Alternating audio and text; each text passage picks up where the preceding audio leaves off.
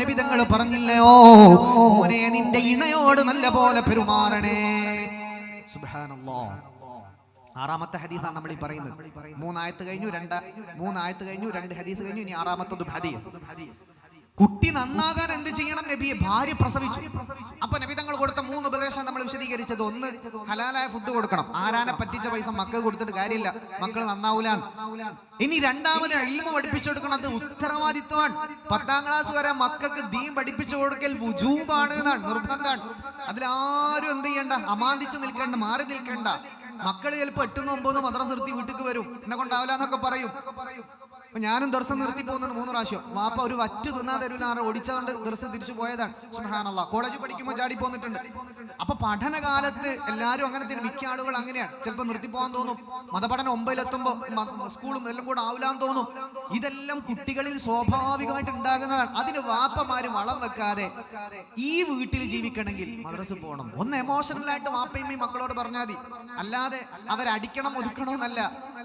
വളരെ സീരിയസ് ആയിട്ട് എന്റെ കൊച്ചുകുട്ടികൾ ഒരുപാട് ഇവിടെ ഇരിക്കുന്നുണ്ട്. മിനിമം നിങ്ങൾ അള്ളാഹുവിന്റെ പരിശുദ്ധ ദീന് 10 വരെയെങ്കിലും പഠിക്കാൻ നിർബന്ധമായിട്ട് പഠിക്കണം. നിർബന്ധമാണത്. അല്ലെങ്കിൽ വാപ്പക്കും ഉമ്മക്കാണ് അതിന്റെ ബുദ്ധിമുട്ട് നാളെ ഉണ്ടാകാൻ പോകുന്നത്. പ്രധാനമായിട്ടും നാളെ പരലോകത്ത് ഏറ്റവും വലിയ പാര നബി സല്ലല്ലാഹു അലൈഹി വസല്ലം തങ്ങൾ പറഞ്ഞു, എണ്ണിയതിൽ 1 മക്കളാണെന്നാണ്. ഇന്ന മിൻ ഔലാദിക്കും ഇന്ന മിൻ അസ്വാജിക്കും വഔലാദിക്കും വഔലാദിക്കും, നിങ്ങളുടെ മക്കളിൽ നിങ്ങൾക്ക് അദുവ്, ശത്രു ഉണ്ട് എന്നാണ് ഖുർആൻ പറയുന്നത്.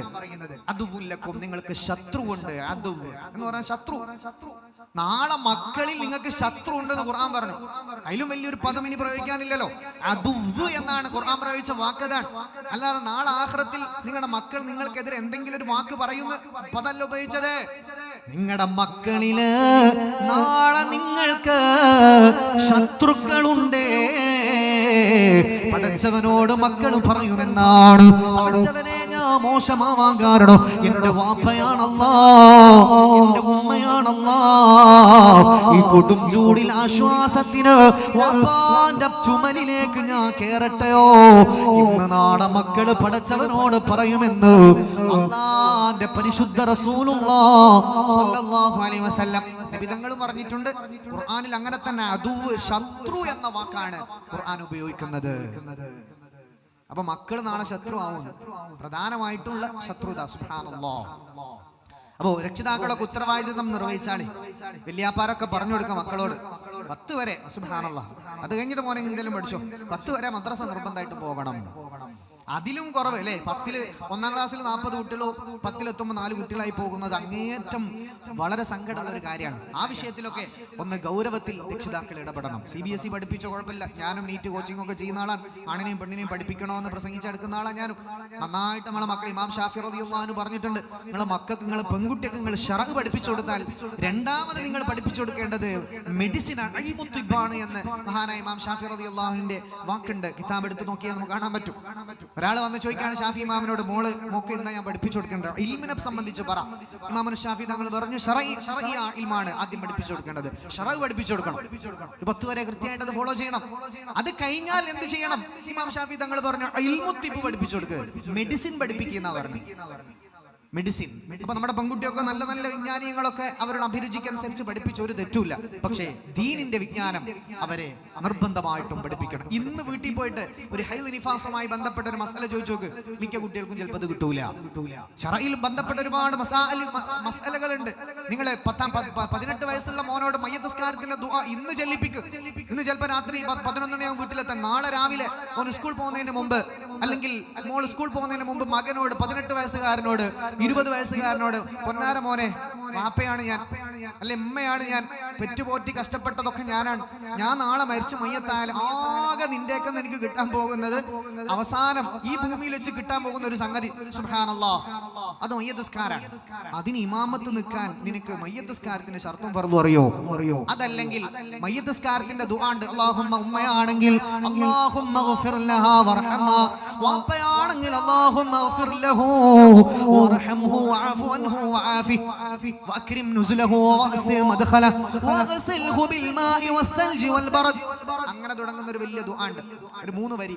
ആ പ്രാർത്ഥന പൊന്നുമോനെ നിനക്ക് ചൊല്ലിത്തരാൻ പറ്റുമെന്ന് നാളെ ഒക്കെ മദ്രസ പഠിച്ചു കഴിഞ്ഞിട്ടുണ്ട്. ചിലപ്പോ മുതിർന്ന ക്ലാസ്സിൽ പഠിക്കുന്ന സമയത്ത് ചിലപ്പോ മദ്രസ പോയിട്ടുണ്ടാകൂല. അതൊന്ന് ചോദിച്ചു നോക്കാം. ചുമ്മാ വെറുതെ ചോദിച്ചു നോക്കാം. നാളെ അമ്മയും വാപ്പയൊക്കെ മോനോട് 18-കാരനോട് അല്ലെങ്കിൽ 19-കാരനോട് 16-കാരനോട് വാപ്പയും മരിച്ചു പോയി കഴിഞ്ഞാൽ ലാസ്റ്റ് കിട്ടുന്ന സാധനമാണ് ദുആ. ഒന്ന് ചൊല്ലിത്താ. നിങ്ങൾക്ക് അറിഞ്ഞൂടെങ്കിൽ നിങ്ങൾ എവിടെങ്കിലും നോക്കിയിട്ട് ചോദിക്കാം പൊന്നു മോനോട് ഇതൊന്ന് ചൊല്ലിത്താ. ഒരു 80% കുട്ടികൾക്ക് ഇത് കിട്ടൂല. ആദ്യം തന്നെ പറഞ്ഞുതരാം. ടെൻഷൻ ആവേണ്ട. അവർക്ക് ദീനിയായ മാലൂമാത്തുകൾ പഠിപ്പിച്ചു കൊടുത്തേക്ക്. ദുനിയാവിന്റെ ആഭാസവും രസവും ആനന്ദമൊക്കെ ഒന്ന് നാളെ തീരും. അത് എപ്പോഴാണെന്ന് നമ്മുടേത് അറിഞ്ഞൂടല്ലോ. ഒന്ന് തീരോ നാളെ തീരോ നമ്മുടെ ആയുസ് പറയാൻ പറ്റില്ല. നാളെ എന്റെ പ്രഭാഷണം നടക്കുന്ന മതിലകം തൃശ്ശൂർ ജില്ലയോ എറണാകുളം ഭാഗത്ത് എവിടെയാണ്? അങ്ങ് കൊടുങ്ങല്ലൂർ ഭാഗത്ത് ആണ് എന്റെ പ്രഭാഷണം നാളെ നടക്കാൻ പോകുന്നത്. ഒരു നോട്ടീസും പോസ്റ്ററൊക്കെ ഒട്ടിച്ച് അങ്ങനെ നടക്കുന്നുണ്ട്. നാളെ വയലിന് ഞാൻ എത്തുമോ പറയാൻ പറ്റില്ല. മറ്റന്നാളത്തെ സംഘാടകർ ഒരുങ്ങി നിൽക്കുകയാണ്. എത്താൻ പറ്റുമോ പറയാൻ പറ്റൂല. അതേമാതിരി നമ്മൾ എല്ലാവരുടെ കാര്യം 2 മുനീബ് ഷെരീഫോ ഷിഹാബോ 2 ചെറുപ്പക്കാർ മരണപ്പെട്ടു എന്ന് പറഞ്ഞു. അവരൊരുപാട് സ്വപ്നങ്ങൾ കണ്ട ആളുകളാണ്. ഇന്ന് ഖബറിൽ എത്തിക്കഴിഞ്ഞു. അള്ളാഹു സ്വർഗം കൊടുക്കട്ടെ. അപ്പൊ എന്താണ് നെക്സ്റ്റ് ഡേ അറിഞ്ഞുകൂടാ. അപ്പൊ അവിടെ നമ്മൾക്ക് കിട്ടാൻ പോകുന്ന ഹൈറുകളിൽ പ്രധാനപ്പെട്ട ഒന്ന് നമ്മുടെ മക്കളിലൂടെയാണ്.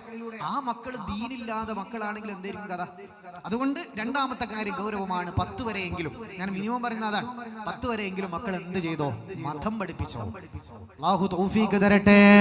മൂന്നാമത്തത് യാ റസൂലല്ലാഹ്, നബിയേ മൂന്നാമത്തത് എന്താണ്?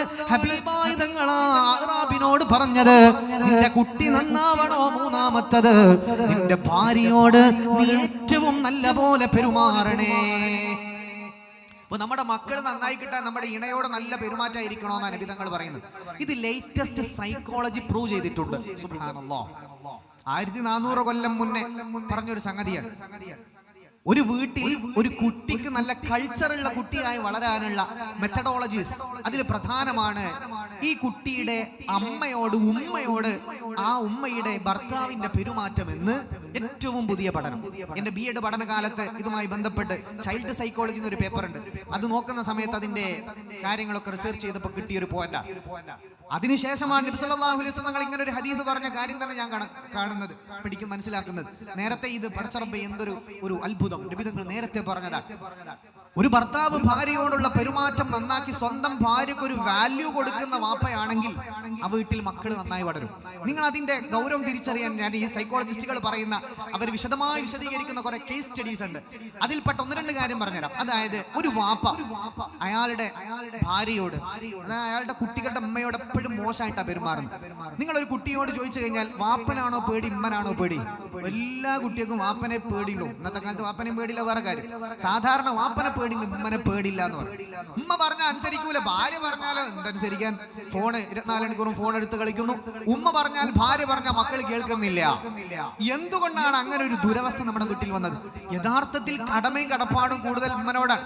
ഏറ്റവും കൂടുതൽ കടപ്പാട് ആരോടാണ്? ഉമ്മനോട്. പിന്നെയോ ഉമ്മനോട്, പിന്നെയോ ഉമ്മനോട്. അപ്പൊ മക്കള് ഏറ്റവും കൂടുതൽ അനുസരിക്കേണ്ടതും കടമയും കടപ്പാടും ഉള്ളതും ഗൗരവത്തോടു കൂടി ഏറ്റവും സ്നേഹത്തോടു കൂടി അക്സെപ്റ്റ് ചെയ്യേണ്ടത് ഉമ്മയാണ് എന്നാ റസൂലുള്ളാഹി സ്വല്ലല്ലാഹു അലൈഹി വസല്ലം പറയുന്നത്. എന്നിട്ടും നമ്മുടെ മക്കൾക്ക് ഉമ്മാനോ പേടിയില്ല. ഉമ്മ പറഞ്ഞാൽ കേൾക്കൂല. വാപ്പനച്ചിരി പേടിയുണ്ട്, വാപ്പനെ തല്ലിട്ടു എന്നുള്ള പേടി. എന്തുകൊണ്ടാണ് ഈ ദുരവസ്ഥ വരുന്നത് എന്ന് സൈക്കോളജിസ്റ്റുകളൊക്കെ അതുമായി ബന്ധപ്പെട്ട് കുറച്ച് കേസ് സ്റ്റഡീസ് ഒക്കെ പറയുന്നുണ്ട്. ഒരു വീട്ടിൽ, സിമ്പിളായിട്ട് പറഞ്ഞാൽ, ഒരു വീട്ടിൽ ഒരു ഭർത്താവ് സ്വന്തം ഭാര്യക്ക് നല്ല പരിഗണനയും റെസ്പെക്റ്റും കൊടുക്കുന്നുണ്ടെങ്കിൽ, വീട്ടിൽ നിങ്ങളുടെ മക്കൾ നിങ്ങളുടെ ഭാര്യയോട് എന്നുവെച്ചാൽ അവരുടെ ഉമ്മയോട് എന്തെങ്കിലും മോശമായി പെരുമാറി അല്ലെങ്കിൽ ചൂടാവുകയോ ഉമ്മ പറഞ്ഞത് അനുസരിക്കാത്തൊരു സിറ്റുവേഷൻ വീട്ടിൽ നിങ്ങൾ കണ്ടാൽ, അവിടെ ഭർത്താവ് സീരിയസ് ആയിട്ട് ഇടപെടുകയും സ്വന്തം ഭാര്യന്റെ കൂടെ നിന്നിട്ട് മക്കളെ ഉപദേശിക്കുകയും ചെയ്യുന്ന വീടാണെങ്കിൽ അത് മക്കളിൽ ഇൻഫ്ലുവൻസ് ചെയ്യുന്ന നബി സല്ലല്ലാഹു അലൈഹി വസല്ലം ഇതുമായി ബന്ധപ്പെട്ടൊക്കെ പറഞ്ഞിട്ടുണ്ട്. നമ്മൾ ഈ കിതാബ് നോക്കാനും പഠിക്കാൻ നമുക്ക് സമയമില്ല. നബി സല്ലല്ലാഹു അലൈഹി വസല്ലം ഒക്കെ പഠിപ്പിച്ചു തന്നിട്ടുണ്ട്. ഒരു ഭർത്താവ്, നിങ്ങളെ ഒറ്റയ്ക്ക് ചിന്തിച്ചാൽ മതി, നിങ്ങളെ ഭാര്യയോട് ഏറ്റവും നല്ല പോലെ പെരുമാറുന്ന ഒരുത്തനാണ്. നിങ്ങളുടെ ഭാര്യയ്ക്ക് ആ വീട്ടിൽ സമാധാനവും സന്തോഷവും കിട്ടുന്ന ഒരുത്തിയാണ് നിങ്ങളുടെ ഭാര്യ. നിങ്ങളുടെ മക്കളും നിങ്ങളുടെ ഭാര്യയും തമ്മിൽ നല്ല അറ്റാച്ച്മെന്റ് ഉണ്ട്, സ്വാഭാവികമാണ്, ഉമ്മയും കുട്ടികളുമാണ്. പക്ഷെ പേടി എന്ന് പറഞ്ഞ സാധനം നഷ്ടപ്പെടാൻ കാരണം ഉമ്മാനോട് എന്ത് കളിച്ചാലും കുഴപ്പമില്ല എന്നൊരു സ്ഥിതിവിശേഷം നമ്മുടെ മക്കളുടെ ഒക്കെ മൈൻഡിലുണ്ട്. അത് മാറ്റിയെടുക്കണം.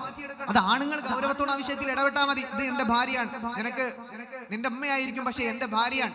ഇടങ്ങാറാക്കാനോ ഒച്ചപ്പാടാക്കാനോ നിന്ന് കഴിഞ്ഞാൽ എന്റെ തനി സ്വഭാവം നീ കാണേണ്ടി വരും. എന്ന രൂപത്തിൽ സീരിയസ് ആയിട്ടല്ലെങ്കിലും നമ്മുടെ മക്കളുടെ മനസ്സിൽ, ഉപ്പാന്റെ മനസ്സിൽ ഉമ്മ ഭയങ്കര സ്വീകാര്യതയാണ്. ഉപ്പാക്ക് വാപ്പയമ്മയും കഴിഞ്ഞ ഏറ്റവും സ്ഥാനം, ഞാൻ എന്റെ അനിയത്തിയല്ല, ഉപ്പാന്റെ ഭാര്യയാണ്, ഉമ്മയാണ് ഉപ്പാക്ക് ഏറ്റവും വലുത് എന്ന ചിന്ത മക്കളുടെ കൽബിൽ ഉണ്ടാക്കണമെന്നാണ്. അങ്ങനെ നബി സല്ലല്ലാഹു അലൈഹി വസല്ലം ആ ദിശയിൽ പറഞ്ഞ ഹദീസുകൾ വരെയുണ്ട്. സുബ്ഹാനല്ലാഹ്. നമ്മുടെ മക്കളുടെ മൈൻഡിൽ ഉണ്ടാക്കേണ്ടത് മാഷാ അല്ലാഹ് ഉമ്മയാണ്, ഇത് ഉപ്പയാണ്. പക്ഷെ ഉപ്പാക്ക് എന്നെക്കാൾ ഏറ്റവും ഇഷ്ടം ഉമ്മയാണ്. ഉമ്മാന്റെ അടുത്ത് എന്തെങ്കിലും മോശമായിട്ട് പെരുമാറി കഴിഞ്ഞാൽ അത് ഉപ്പാക്ക് പിടിക്കൂല, ഉപ്പ അത് സീരിയസ് ആയിട്ട് അവിടെ പെടും എന്നൊരു ബോധം മക്കൾക്ക് ഉണ്ടാകണം. അല്ലാതെ ഓളോട് എന്തെങ്കിലും കാട്ടിക്കോട്ടെ, ഭാര്യയല്ലേ എന്നൊരു സ്ഥിതിവിശേഷം ഉണ്ടാകരുത്. അതിന് നമ്മൾ നമ്മുടെ ഭാര്യയ്ക്ക് ഒരു നിലയും വിലയും കൊടുക്കണം.